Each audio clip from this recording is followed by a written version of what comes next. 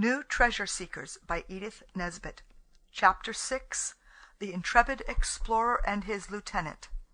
We had spectacles to play antiquaries in, and the rims were vaselined to prevent rust, and it came off on our faces with other kinds of dirt, and when the antiquary game was over, Mrs. Red House helped us to wash it off with all the thoroughness of aunts, and far more gentleness. Then, clean, and with our hairs brushed, we were led from the bathroom to the banqueting hall, or dining room. It is a very beautiful house. The girls thought it was bare, but Oswald likes bareness because it leaves more room for games. All the furniture was of agreeable shapes and colours, and so were all the things on the table, glasses and dishes and everything. Oswald politely said how nice everything was. The lunch was a blissful dream of perfect A1-ness. Tongue and nuts and apples and oranges and candied fruits and ginger wine in tiny glasses that Noël said were fairy goblets. Everybody drank everybody else's health, and Noël told Mrs. Red House just how lovely she was, and he would have paper and pencil and write her a poem for her very own. I will not put it in here, because Mr. Red House is an author himself, and he might want to use it in some of his books. And the writer of these pages has been taught to think of others, and besides, I expect you are jolly well sick of Noël's poetry. There was no restrainingness about that lunch. As far as a married lady can possibly be a regular brick, Mrs. Red House is one. And Mr. Red House is not half bad, and knows how to talk about interesting things like sieges and cricket and foreign postage stamps. Even poets think of things sometimes, and it was Noël who said directly he had finished his poetry, "Have you got a secret staircase? And have you explored your house properly?" "Yes, we have," said that well-behaved and unusual lady, Mrs. Red House. "But you haven't. You may if you like. Go anywhere," she added with the unexpected magnificence of a really noble heart. "Look at everything, only don't make hay. Off with you," or words to that effect. And the whole of us, with proper thanks, offed with us instantly, in case she should change her mind. I will not describe the Red House to you, because perhaps you do not care about a house having 3 staircases, and more cupboards and odd corners than we'd ever seen before, and great attics with beams, and enormous drawers on rollers let into the wall, and half the rooms not furnished, and those that were all with old-looking, interesting furniture. There was something about that furniture that even the present author can't describe, as though any of it might have secret drawers or panels, even the chairs. It was all beautiful, and mysterious in the deepest degree. When we had been all over the house several times, we thought about the cellars. There was only one servant in the kitchen, so we saw Mr. and Mrs. Red House must be poor but honest, like we used to be. And we said to her, "How do you do? We've got leave to go wherever we like, and please, where are the cellars, and may we go in?" She was quite nice, though she seemed to think there was an awful lot of us. People often think this. She said, "Lor love a duck, yes, I suppose so," in not ungentle tones, and showed us. I don't think we should ever have found the way from the house into the cellar by ourselves. There was a wide shelf in the scullery, with a row of gentlemanly boots on it that had been cleaned, and on the floor in front a piece of wood. The general servant, for such indeed she proved to be, lifted up the wood and opened a little door under the shelf, and there was the beginning of steps, and the entrance to them was half trap-door and half the upright kind, a thing none of us had ever seen before. She gave us a candle end, and we pressed forward to the dark unknown. The stair was of stone, arched overhead like churches, and it twisted most unlike other cellar stairs, and when we got down it was all arched like vaults, very cobwebby. "Just the place for crimes," said Dicky. There was a beer cellar, and a wine cellar with bins, and a keeping cellar with hooks in the ceiling, and stone shelves, just right for venison pasties and haunches of the same swift animal. Then we opened a door, and there was a cellar with a well in it. To throw bodies down, no doubt, Oswald explained. They were cellars full of glory, and passages leading from one to the other like the Inquisition, and I wish ours at home were like them. There was a pile of beer barrels in the largest cellar, and it was H.O. who said, "Why not play King of the Castle?" So we did. We had a most refreshing game. It was exactly like Denny to be the one who slipped down behind the barrels, and did not break a single one of all his legs or arms. "No," he cried in answer to our anxious inquiries, "I'm not hurt a bit. But the wall here feels soft. At least not soft, but it doesn't scratch your nails like stone does. So perhaps it's the door of a secret dungeon, or something like that." "Good old dentist," replied Oswald, who always liked Denny to have ideas of his own, because it was us who taught him the folly of white mousishness. "It might be," he went on, "but these barrels are as heavy as lead, and much more awkward to collar hold of." "Couldn't we get in some other way?" Alice said. "There ought to be a subterranean passage. I expect there is, if we only knew." Oswald has an enormous geographical bump in his head. He said, "Look here! That far cellar, where the wall doesn't go quite up to the roof, that space we made out was under the dining room. I could creep under there. I believe it leads into behind this door." "Get me out! Oh, do get me out and let me come!" shouted the barrel-imprisoned dentist from the unseen regions near the door. So we got him out by Oswald lying flat on his front on the top barrel, and the dentist clawed himself up by Oswald's hands, while the others kept hold of the boots of the representative of the House of Bastable, which of course Oswald is, whenever father is not there. "Come on," cried Oswald, when Danny was at last able to appear, very cobwebby and black. "Give us what's left of the matches." The others agreed to stand by the barrels and answer our knocking on the door if we ever got there. "But I dare say we shall perish on the way," said Oswald hopefully. So we started. The other cellar was easily found by the ingenious and geography bump-headed Oswald. It opened straight on to the moat, and we think it was a boat-house in middle-aged times. Denny made a back for Oswald, who led the way, and then he turned round and hauled up his inexperienced but rapidly improving follower on to the top of the wall that did not go quite up to the roof. "It is like coal mines," he said, beginning to crawl on hands and knees over what felt like very prickly beach, "only we've no picks or shovels." "And no Sir Humphrey Davy safety lamps," said Denny in sadness. "Oh, they wouldn't be any good," said Oswald. "They're only to protect the hard-working mining men against fire damp and choke damp, and there's none of those kinds here." "No," said Denny, "the damp here is only just the common kind." "Well, then," said Oswald, and they crawled a bit further, still on their furtive and unassuming stomachs. "This is a very glorious adventure. It is, isn't it?" inquired the dentist in breathlessness, when the young stomachs of the young explorers had bitten the dust for some yards further. "Yes," said Oswald, encouraging the boy, "and it's your find, too," he added with admirable fairness and justice, unusual in one so young. "I only hope we shan't find a mouldering skeleton buried alive behind that door when we get to it. Come on, what are you stopping for now?" he added kindly.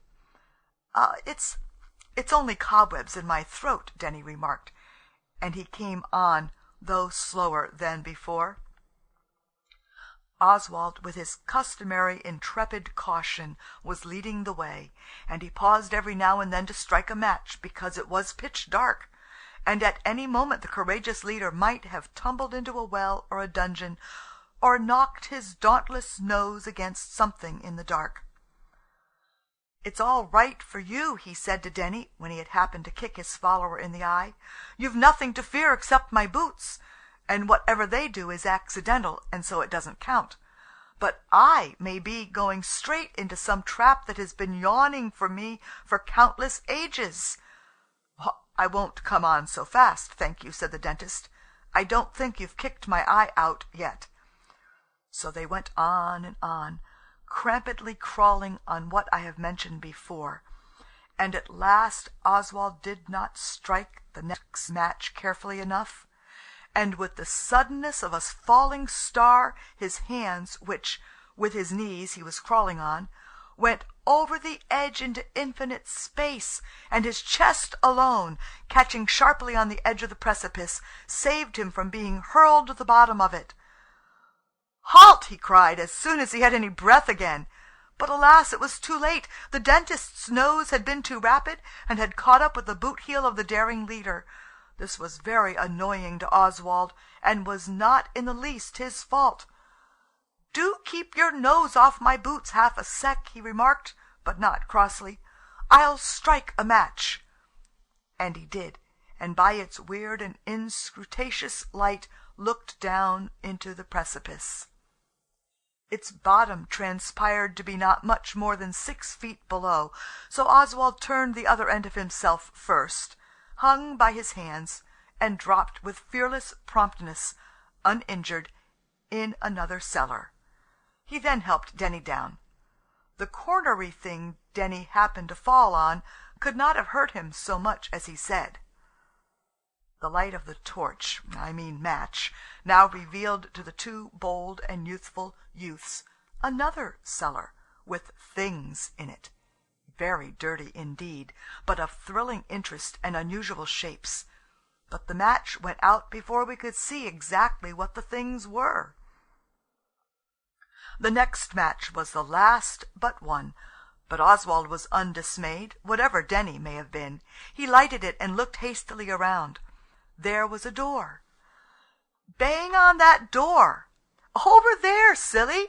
he cried in cheering accents to his trusty lieutenant. "Behind that thing that looks like a chevaux de frise." Denny had never been to Woolwich, and while Oswald was explaining what a chevaux de frise is, the match burnt his fingers almost to the bone, and he had to feel his way to the door and hammer on it yourself. The blows of the others from the other side were deafening. All was saved. It was the right door. "Go and ask for candles and matches," shouted the brave Oswald. "Tell them there are all sorts of things in here.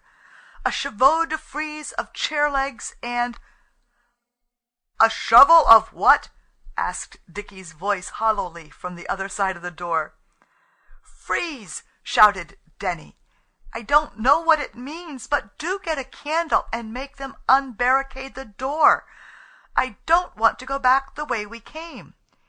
He said something about Oswald's boots that he was sorry for afterwards, so I will not repeat it, and I don't think the others heard, because of the noise the barrels made while they were being climbed over.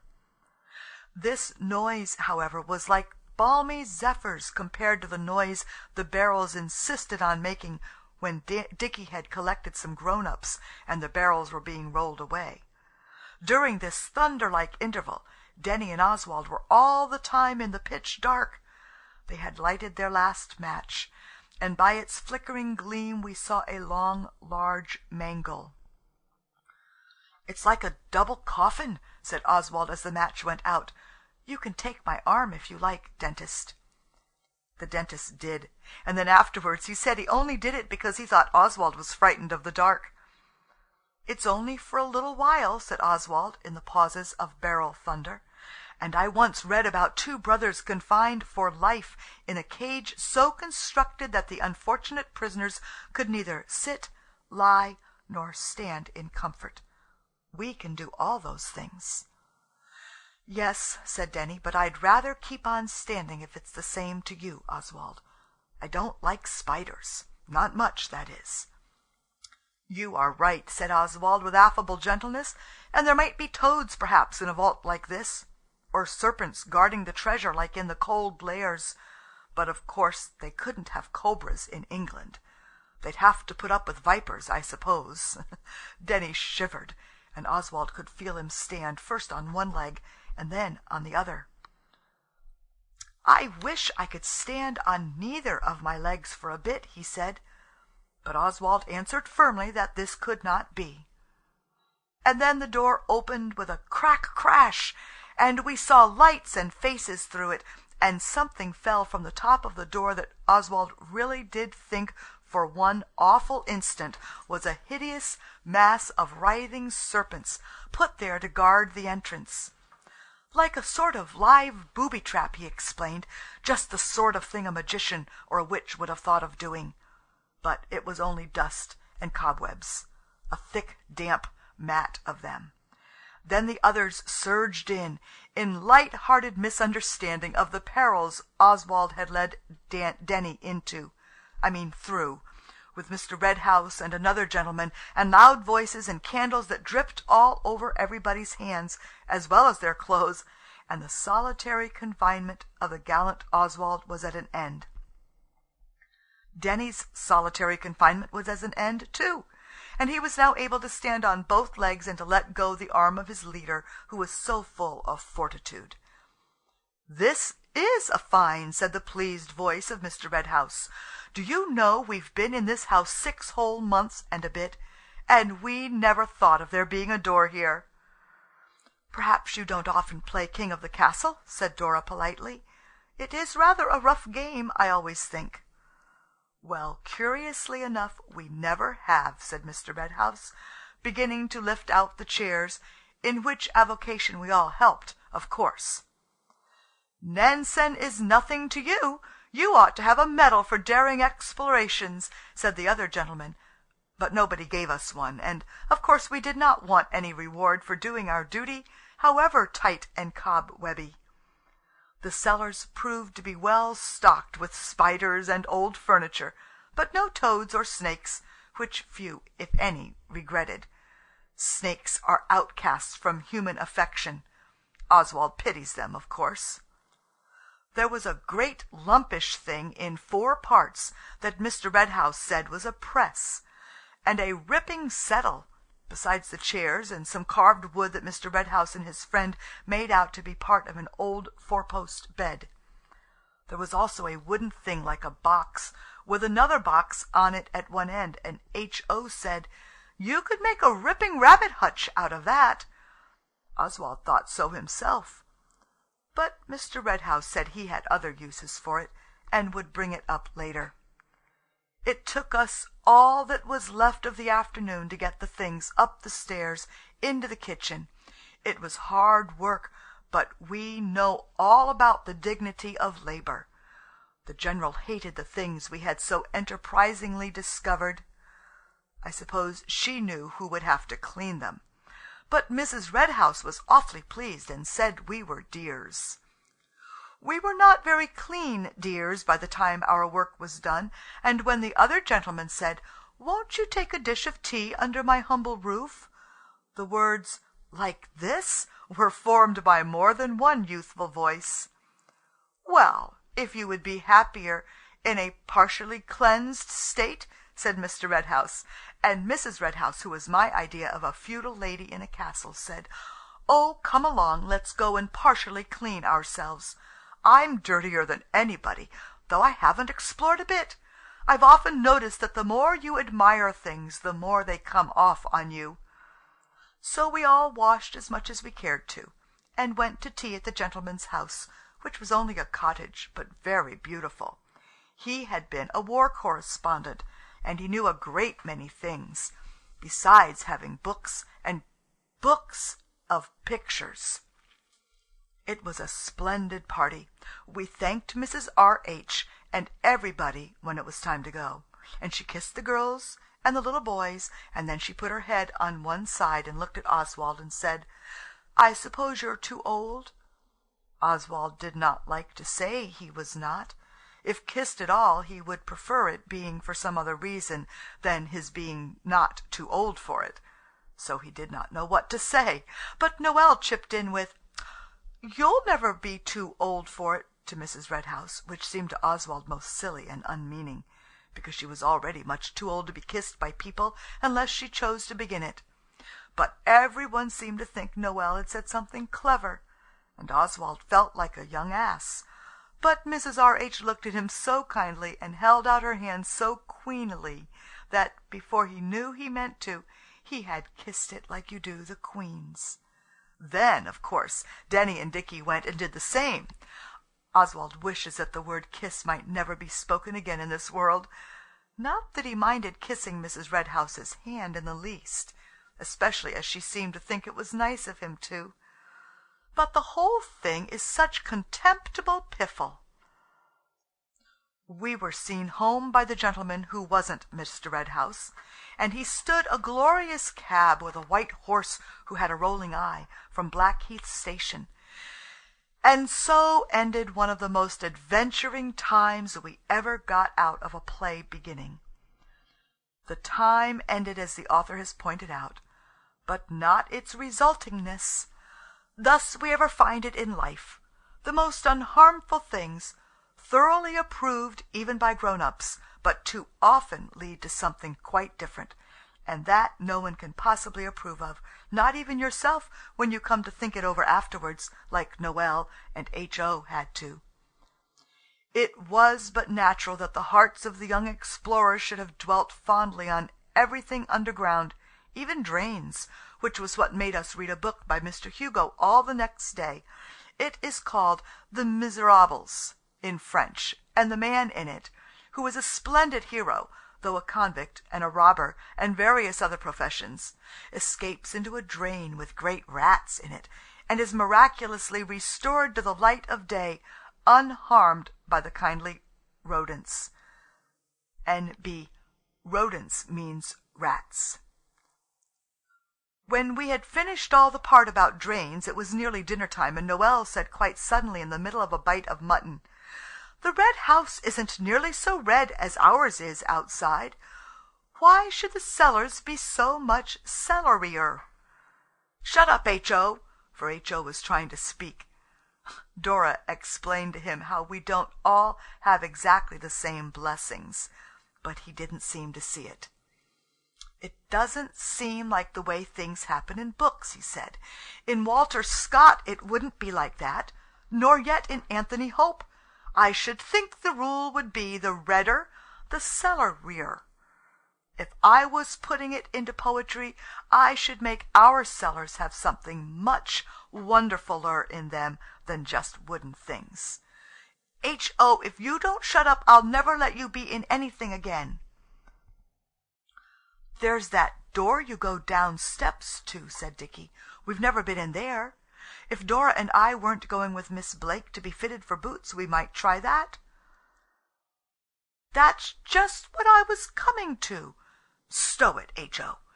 I felt just like cellars to-day while you other chaps were washing your hands for din. And it was very cold, but I made H.O. feel the same, and we went down, and that door isn't shut now." The intelligible reader may easily guess that we finished our dinner as quickly as we could, and we put on our outers, sympathizing with Dicky and Dora, who, owing to boots, were out of it, and we went into the garden. There are 5 steps down to that door. They were red brick when they began, but now they are green with age and mysteriousness and not being walked on, and to the bottom of them the door was, as Noël said, not fastened. We went in. "It isn't beery, whiny cellars at all," Alice said. "It's more like a robber's storehouse. Look there." We had got to the inner cellar, and there were heaps of carrots and other vegetables. "Halt, my men!" cried Oswald. "Advance not an inch further. The bandits may lurk not a yard from you." "Suppose they jump out on us," said H.O. "They will not rashly leap into the light," said the discerning Oswald, and he went to fetch a new dark lantern of his that he had not had any chance of really using before. But someone had taken Oswald's secret matches, and then the beastly lantern wouldn't light for ever so long. But he thought it didn't matter his being rather a long time gone, because the others could pass the time in wondering whether anything would jump out on them, and if so, what, and when.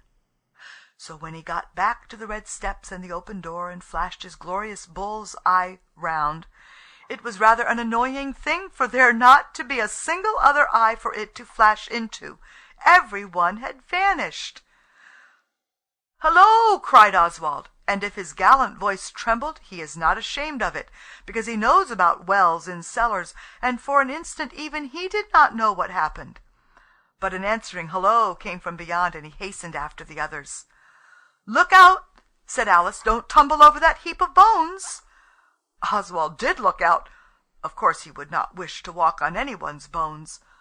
But he did not jump back with a scream, whatever Noel may say when he is in a temper. The heap really did look very like bones, partly covered with earth. Oswald was glad to learn that they were only parsnips. "We waited as long as we could," said Alice, "but we thought perhaps you'd been collared for some little thing you'd forgotten all about doing, and wouldn't be able to come back. But we found Noel had, fortunately, got your matches. I'm so glad you weren't collared, Oswald dear." Some boys would have let Noel know about the matches, but Oswald didn't. The heaps of carrots and turnips and parsnips and things were not very interesting when you knew that they were not bleeding warriors' or pilgrims' bones. And it was too cold to pretend for long with any comfort to the young pretenders. So Oswald said, "Let's go out on the heath and play something warm. You can't warm yourself with matches, even if they're not your own." That was all he said. A great hero would not stoop to argue about matches. And Alice said, "All right," and she and Oswald went out and played pretending golf with some walking sticks of father's. But Noel and H.O. preferred to sit stuffily over the common room fire, so that Oswald and Alice, as well as Dora and Dicky, who were being measured for boots, were entirely out of the rest of what happened. And the author can only imagine the events that now occurred. When Noel and H.O. had roasted their legs by the fire till they were so hot that their stockings quite hurt them, one of them must have said to the other, I never knew which, "Let's go and have another look at that cellar." The other, whoever it was, foolishly consented.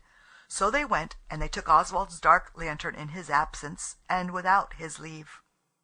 They found a hitherto unnoticed door behind the other one, and Noel says he said, "We'd better not go in." H.O. says he said so too. But anyway, they did go in.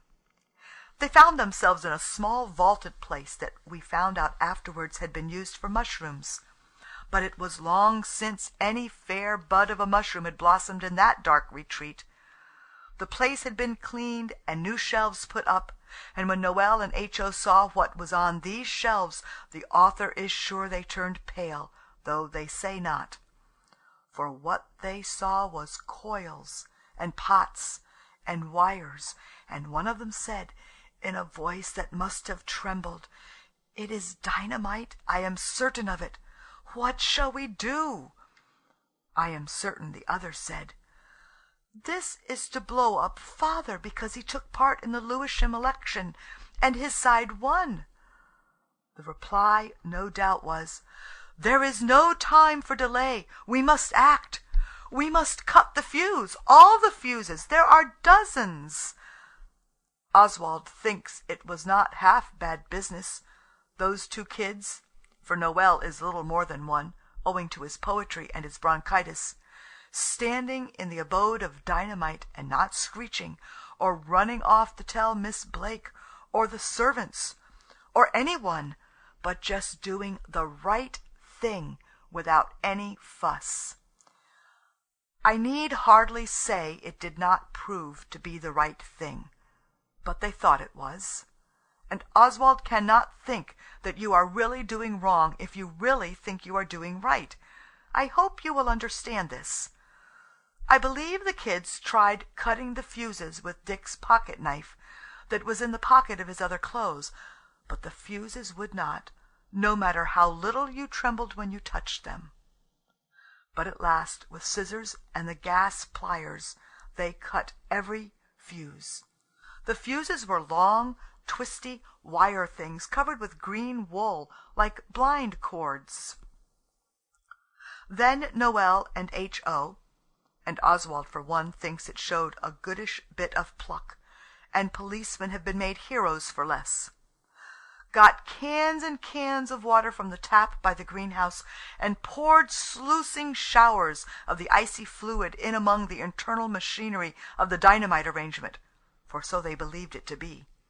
Then, very wet, but feeling that they had saved their father and the house, they went and changed their clothes. I think they were a little stuck up about it, believing it to be an act unrivalled in devotedness, and they were most tiresome all the afternoon, talking about their secret and not letting us know what it was. But when father came home, early as it happened, those swollen-headed, but, in Oswald's opinion, quite to be excused, kiddies learned the terrible truth. Of course Oswald and Dickie would have known at once. If Noël and H.O. hadn't been so cocky about not telling us, we could have exposed the truth to them in all its uninteresting nature. I hope the reader will now prepare himself for a shock. In a wild whirl of darkness, and the gas being cut off, and not being able to get any light, and father saying all sorts of things, it all came out.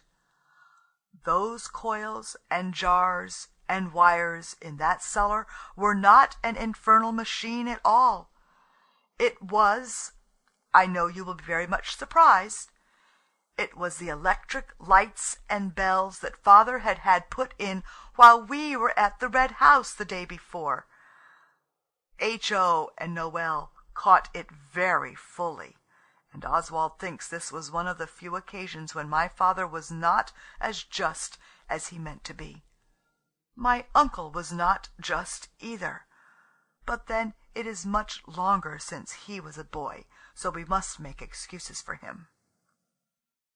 We sent Mrs. Red House a Christmas card each. In spite of the trouble that her cellars had lured him into, Noël sent her a home-made one with an endless piece of his everlasting poetry on it, and next May she wrote and asked us to come and see her. We tried to be just, and we saw that it was not really her fault that Noël and H.O. had cut those electric wires, so we all went. But we did not take Albert Morrison, because he was fortunately away with an aged godparent of his mother's who writes tracts at Tunbridge Wells. The garden was all flowery and green, and Mr. and Mrs. Red House were nice and jolly, and we had a distinguished and first-class time. But would you believe it? That boxish thing in the cellar that H.O. wanted them to make a rabbit hutch of? Well, Mr. Red House had cleaned it and mended it, and Mrs. Red House took us up to the room where it was, to let us look at it again. And unbelievable to relate, it turned out to have rockers. And someone in dark bygone ages seems, for reasons unknown to the present writer, to have wasted no end of carpentry and carving on it, just to make it into a cradle. And what is more, since we were there last, Mr. and Mrs. Red House had succeeded in obtaining a small but quite alive baby to put in it. I suppose they thought it was wilful waste to have a cradle and no baby to use it. But it could so easily have been used for something else. It would have made a ripping rabbit hutch, and babies are far more trouble than rabbits to keep, and not nearly so profitable, I believe.